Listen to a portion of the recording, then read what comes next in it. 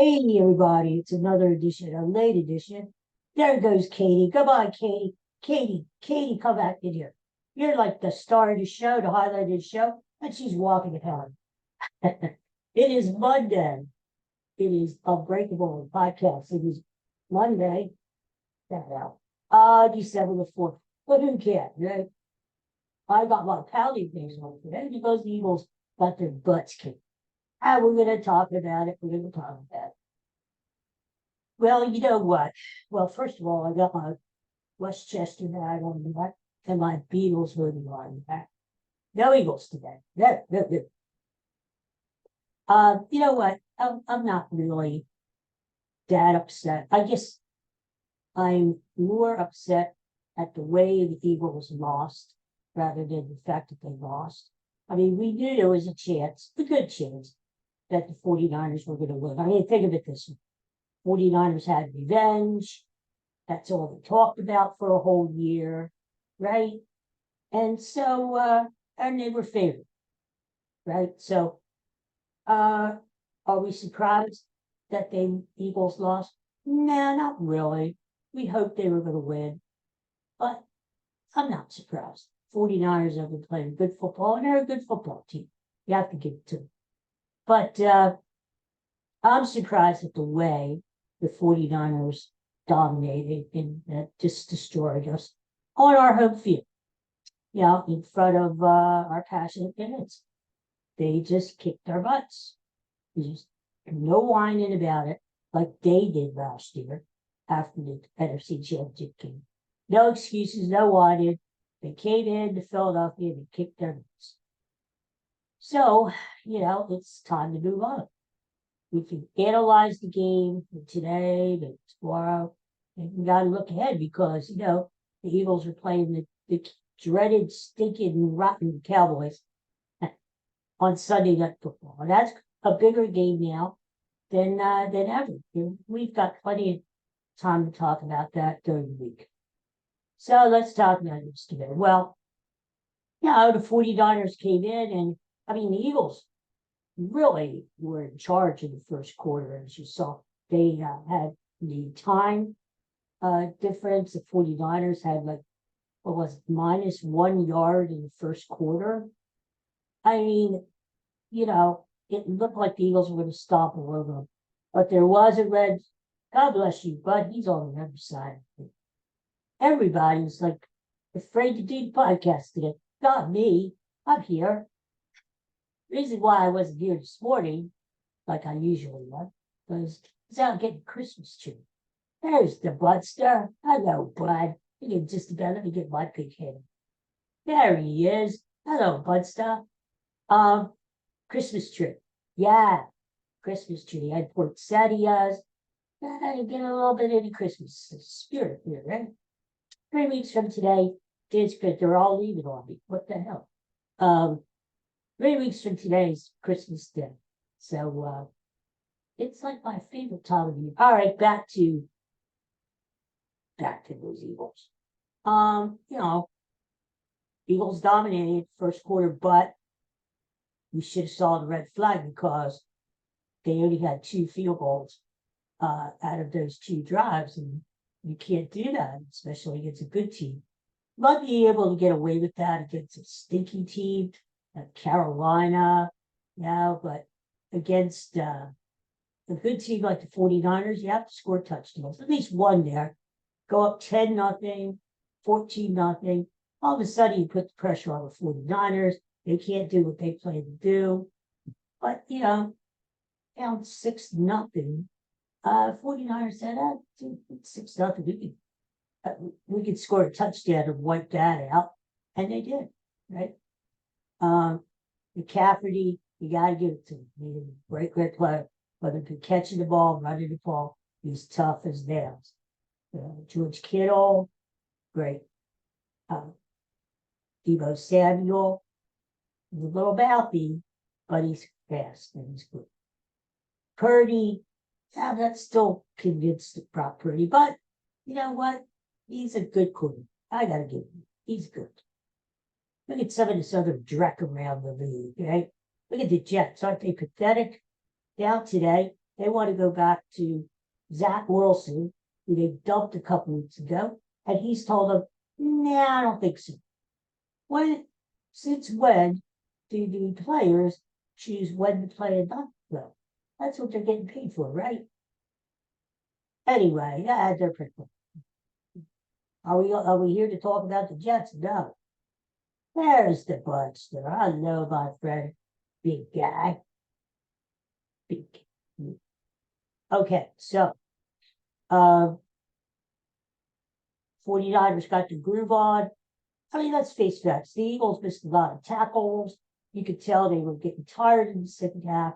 They've been on the field a long time, that defense, for the last couple of weeks. And it showed. 49ers were well rested, 9 days off. And the Cowboys have 9 days off before the Sunday.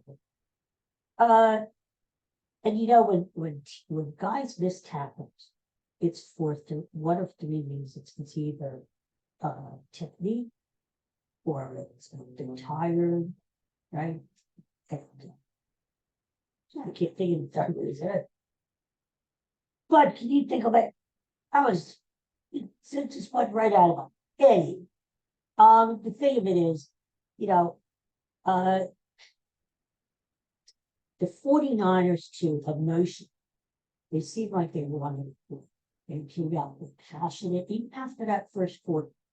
And they played smash mouth. I mean, they beat the Eagles up. Let's face facts, right? Then they had that altercation with Dom, the security guy, when the Eagles now. I really thought that was going to wake the Eagles up. And yes, they went down and they scored a touchdown, a push. But then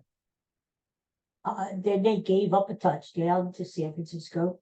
That's where the game was lost, because if they would have been able to hold the 49ers there, they might have had a shot to come back. But I'll tell you what, where it was lost too, which not a lot of people are talking about on radio or in the papers. When the 49ers were down there, when they got their touchdown, from Purdy to Brandon, he did a nook, whatever his name is. Right before that play occurred, the Eagles, it could have been a fourth down play. Yes, honey, yes. And the Eagles may have forced the 49ers into a field goal. Instead, Josh Sweat, one of our defensive ends, lined up offside, neutral zone infraction, they call the technical term. And he gave the 49ers another chance. Now, you can't do that. He's been doing that for how many weeks now? Can't you look at the ball and see if you are over the line? I mean, you're not that stupid, are you? I mean, come on. That something like that you just can't do, especially in a big situation. So, you know, there were mistakes, costly mistakes. The 49ers played harder. They played more physical, and they seemed to want it more and more motivated. I don't know. I mean, the Eagles are at home on national TV. You would have thought they would have came out and would have wanted to prove a point, San Francisco, that the NFC Championship game last year was no sleep. But it did. So, Jalen Hurts looked like he was sleepwalking this. I don't know about him. You know, the thing is this: he's still a great quarterback, but sometimes the urgency isn't there. And I guess that was part of the coach's fault too. The coaches did not have a good game, but the urgency didn't seem to be there. San Francisco seemed like they were getting up to the line faster. Boom, boom, boom. The Eagles were dragging their feet, and then they just about got the ball off before time expired. And I don't know, they just looked like they were kind of lethargic, you know? Sort of like they were playing mixing. And Jalen Hurts too. I don't know. Is he hurt? Is he not seeing the field? You know, actually, we got to give that offensive line a lot of credit. They gave him a lot of time to throw the ball. There were more than a few times that he was standing back there holding the ball, running around, and like 17 seconds to throw the damn ball, right? Was it the receivers who couldn't get open? Was it the 49ers quarterbacks who, were just covering them? Was it the scheme of the offensive coordinator and coach not getting these guys open? I mean, was just something missing, Something was just, oh, here they come, here they come. They all come back for food.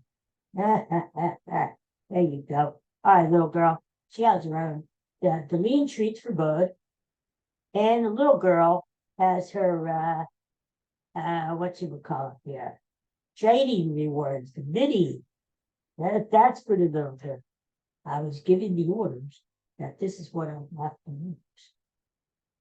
So here we go. So what do I take out of it? Well, number one, the Eagles are still the top seed in the NFC and the best team in football, at least record-wise. 10-2 is not bad. What it does do, though, it sets up a big game for Sunday against Dallas, because God forbid we go to Dallas and lose, all of a sudden they catch us in the division, and they're like, bye, Katie, bye.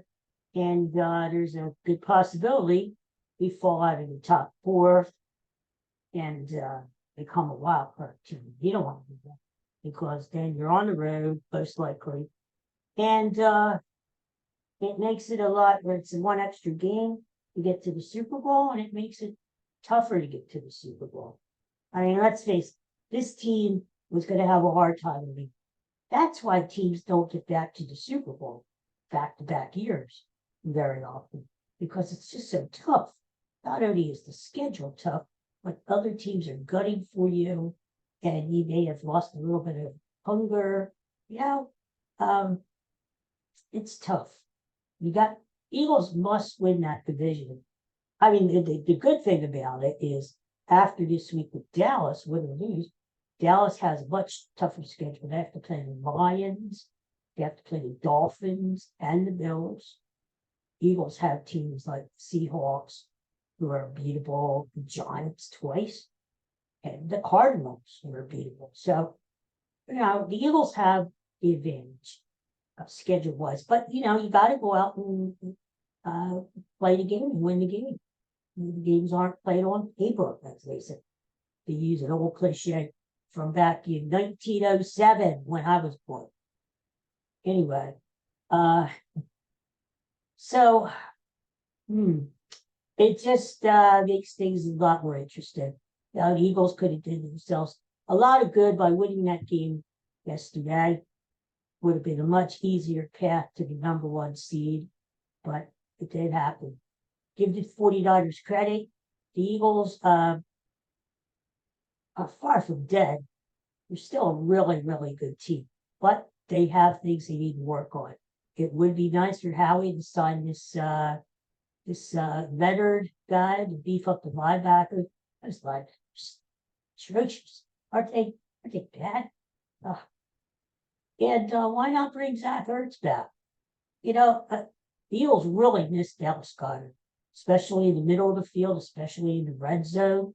I mean, that's one less weapon that other teams need to look out for and need to look for. Devontae Smith, A.J. Brown are great players, but it helps to have a really good team who can actually catch the ball. Why not bring Zach Ertz back? He wants to come back. He never really wanted to leave. Would he be happy being backup? I mean, how many times do you use a 2 tight end set, right? Come on, bring him back. It'd be great for the fans. I'd rather see Zach Ertz in the game than Calcaco, whatever the hell. Jack Stoll, he may be a good blocker. He actually caught a pass yesterday, which was wiped out by a penalty. To me, I'd rather see Zach Ertz back. This is your window to not only get back to the Super Bowl, but win the Super Bowl. Jason Kelsey, Randy Graham, Nick Johnson. These guys aren't getting any younger, You want to win a Super Bowl while that window is open. And so you do everything you can to win this Super Bowl. Why not bring in Ertz back and sign Leonard, right? Hopefully by the end of the week, that's done. So we'll talk more about the Dallas game as the week goes on. But, right, bud, that's about all we have to say about the damn 49ers. I think we're going to see it again. I do. I don't know whether it's going to be in Philly or it's going to be in San Francisco. Look at it this way before I go. We're even 1-1, right? We won the big one last year. It was the NFC Championship game. Okay. They won yesterday. They won a regular season game. It's not the Super Bowl. Come on. But we're 1-1. So maybe we'll have the tiebreaker later on in the postseason this year. And it's going to be a hell of a game. That's all I got to say, no matter where it's going. That's right, bud. I agree with you. You're your football, bud. I'll say that for you. Guy. He knows his food, and he knows his food. So there you go. All right. Well, I'll be back tomorrow, Lord willing. We'll talk more Eagles shit. All right. And we'll talk whatever comes up in mind, whatever's in the news. By the way, I gotta say, yesterday was International Persons with Disabilities Day. It's a long title, I had to remember it right. Kudos to everybody out there. My brother, sisterhood, who they have a disability. Keep hanging in there. Keep fighting the good fight. I see everybody, and I applaud you for hanging in, right? Things aren't perfect in the world. We still have too many steps to overcome. I do.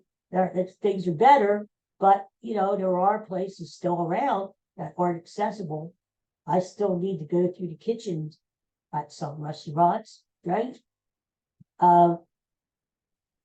That's the way it is until things change, So let's hope that people with disabilities get the inclusion and dignity and respect that we all deserve. We all deserve, right? So, no, I just had to mention that. So, all right, then, we'll talk tomorrow. Everybody have a good night. Right, bud? You want to say anything before we go? I guess not. That's, he's sitting down and he's got his back. That's probably an indication that, I really didn't say that. Sign off. All right, I'm signing off. Take care, everyone. Thanks for watching. Thanks for listening. Talk to you tomorrow. Bye-bye.